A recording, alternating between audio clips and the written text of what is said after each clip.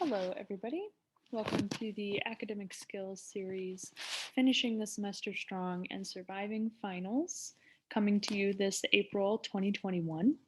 I'm recording this on April 2nd, so we have several weeks left before we get into the finals rush at Wesleyan. So hopefully this little presentation will give you some tips and tricks to help you be successful as you get ready for reading day and your final exams. My name is Bevan Chauvin, and I work in the Action Research Center on campus, and I also supervise the student success tutors. And I'll talk a little bit about what those tutors are during this presentation. But today, I'm going to share some finals tips and tricks with you. The best thing that you can do right off the bat is to create a study schedule for yourself. Today is Friday, April 2nd, so we have a couple of weeks before you really even need to worry about that finals schedule for studying. And this is just an example to give you an idea of what you may want to consider when setting aside time leading up to your finals to review.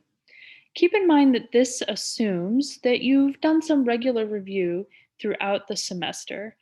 If you haven't seen the Student Success Tutors presentation on getting organized and creating a schedule for your semester in terms of managing study time throughout, you can revisit that. All of the previous presentations are linked on the Academic Skills Series webpage at IWU.edu.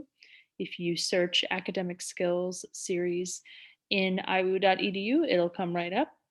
So as we get ready to lead into a final, we want to spread out our studying. We don't want to do 6, 7, 8 hours of studying overnight the night before the exam, because that doesn't allow us time to process and retain the information that we're reviewing.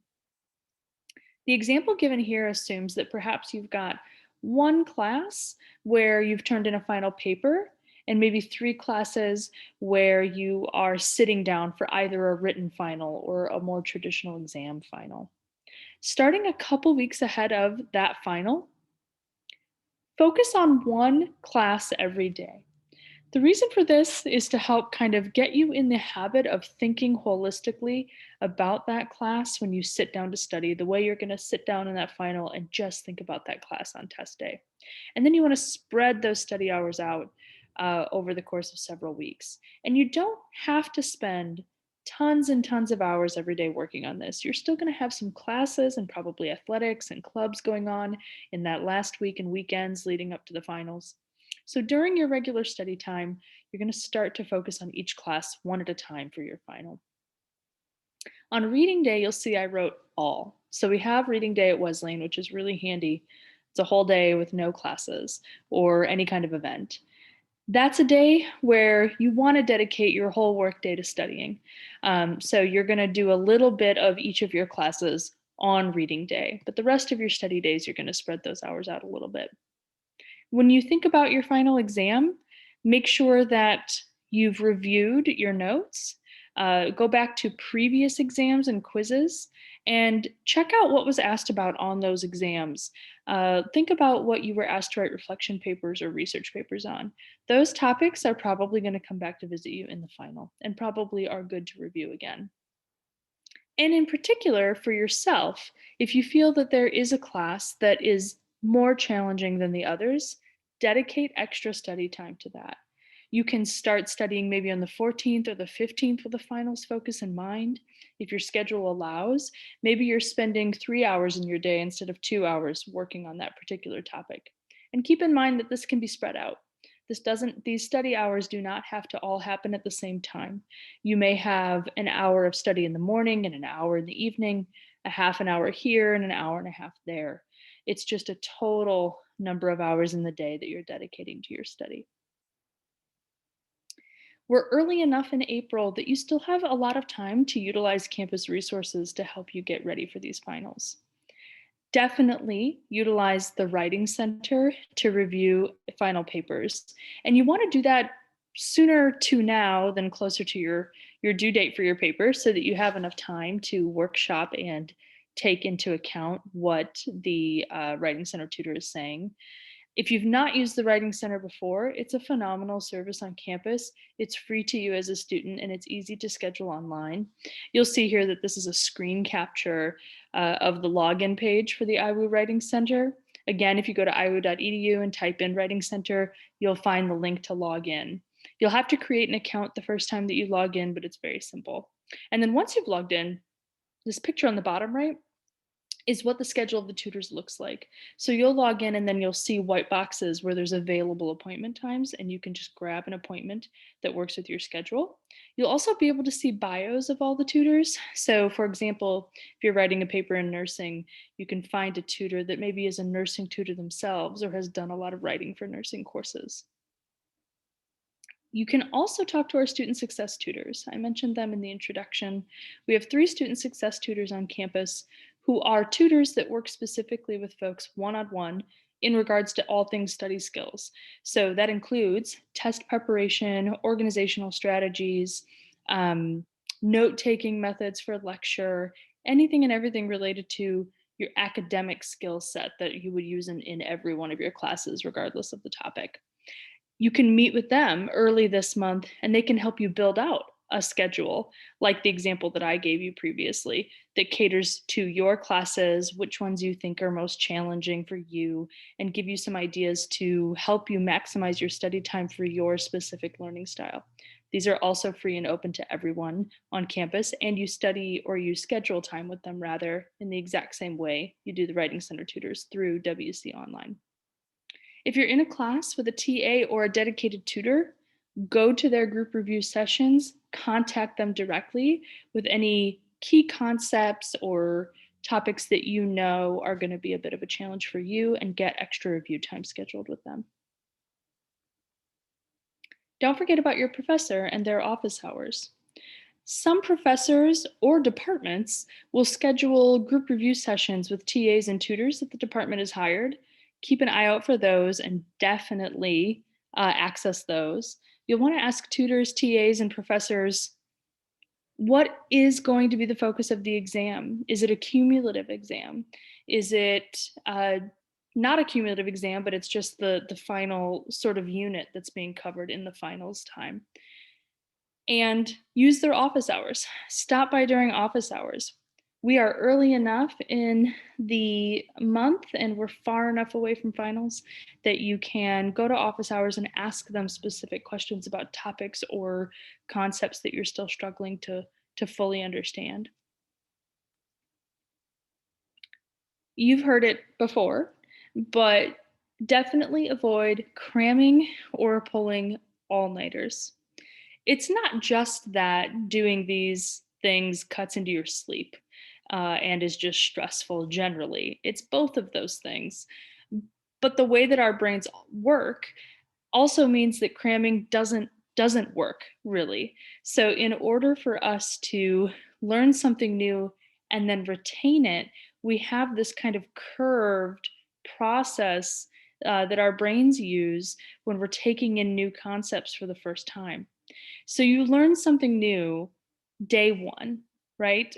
Or perhaps you're re-reviewing a concept in your review for your exam. That's day zero. You take it in, and then you leave your study time to go to class, to go to practice, to go to a meal, to do something else. And you're going to forget a third of that, maybe a half of that. Then you're reviewing again the next time you study, and you remember everything. And then your forgetting curve is a little bit longer. You retain the information for a longer period of time before you drop down to what you forgot before. And then you review again. And then that curve gets slower and less immediate, and you start retaining more of that information over time until finally your long term retention is nice and solidified after you've reviewed a concept 3 to 4 times. There has to be a break in between taking in the information and then utilizing it or resynthesizing it on your exam in order for you to be able to pull it from your long-term memory. And of course, sleep, emotional, and mental health are just generally very, very important to your performance in the exam broadly. And this is kind of an obvious pointer, but think about the type of exam that you're taking because you'll want to focus on slightly different things depending on the format the final itself is taking. If it's a multiple choice and short answer exam, you're probably going to be asked for specific information, vocabulary, terminology, theories.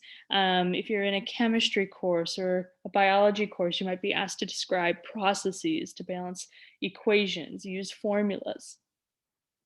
In an essay or a written exam, you're going to be asked to take broad general concepts and theories and then be able to apply your own analysis to them and your own ideas to them.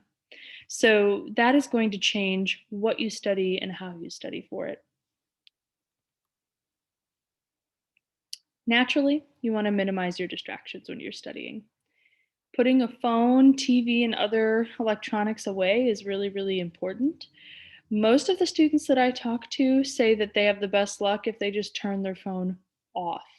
It isn't vibrating, it isn't lighting up, it's not making sound of any kind. If it's off and then not on the desk or table where they're working, that's their best bet for staying away from it while they're doing their study time. Don't do all of your studying in your bed. It's very easy to fall asleep there. That was something that I was good at doing when I was a student was falling asleep in a comfortable seat or bed where I was studying. And going to a dedicated study space or an intentional space, so to speak, can also really improve your focus. Leaving your dorm room and going to Ames Library, State Farm Hall, Memorial Center, Buck Memorial Library. If it's nice, going out to the quad, getting into a new space that's away from where you usually sleep and recuperate and maybe eat your meals. That will make your study time feel much more intentional. There's a lot going on in this little image here, but there's some good tips. And if you drop me a line, I'd be more than happy to share the PowerPoint with you so that you can take a closer look at it. But some other ways to sort of support your well being, which we mentioned mental, emotional health, making sure you're getting enough sleep, going to sleep at a normal time, uh, making sure you set an alarm so you don't oversleep or, and miss an exam or miss a study time or a class, taking intentional breaks. Do 45 minutes to an hour of focus study. That's an hour is really pushing it in terms of most people's attention span. And that is not a factor of how intelligent or how skilled of a student you are. The human brain just doesn't really focus on things longer than 45 minutes to an hour without a little bit of a reprieve. So just schedule those in and plan them. Set a reminder for yourself to get up and walk around and stretch and get a snack and all that good stuff. Try to make sure that what you're eating is fairly nutritious. Snacking here and there on a candy bar or some chips isn't terrible. But when you're having your meals, put your veggies on the plate. Make sure that you're getting some healthy protein and really fueling your body to fuel your brain to do well in these exams. And don't forget that if you feel very acutely stressed, very worried, very anxious, even if it's just focused on finals, or if finals is triggering a stronger anxiety um, or a stronger emotional response related to anything, don't be afraid to reach out to our counseling services. Going to counseling is something that has helped me immensely from the time that I was a student myself all the way through present day. It's a wonderful tool for processing all kinds of things, to talk about stress, to talk about mental health, to talk about concerns. And I've also utilized counseling simply to help me sift through important life decisions, things that I wasn't necessarily even upset about. I was just not really sure what to do next. So, counseling services on campus is free and confidential for every student. So, I strongly encourage you to reach out to them if anything about finals is extremely stressful or is really affecting your well being in any way. And this is just a fun example of ways to make sure that you're getting good food into your system. So, there's this lovely sort of color coded key with nutrients, key nutrients and vitamins in it, and then corresponding examples of the foods that will get you those. And you'll see some foods have all kinds of these in them, which is really, really great. So there's a lot of different ideas here for things to make sure you're putting on your plate to make sure that you're getting good nutrition. And these are just a few more examples, a continuation of the PDF on the previous slide. Different ways to use your all five of your senses to help lower your stress, to help elicit your body's natural parasympathetic response to help you calm and feel level headed.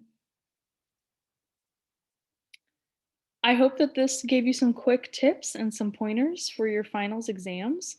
If you have questions about anything in the presentation, you need some help getting set up on WC Online to schedule with a Writing Center tutor or a student success tutor.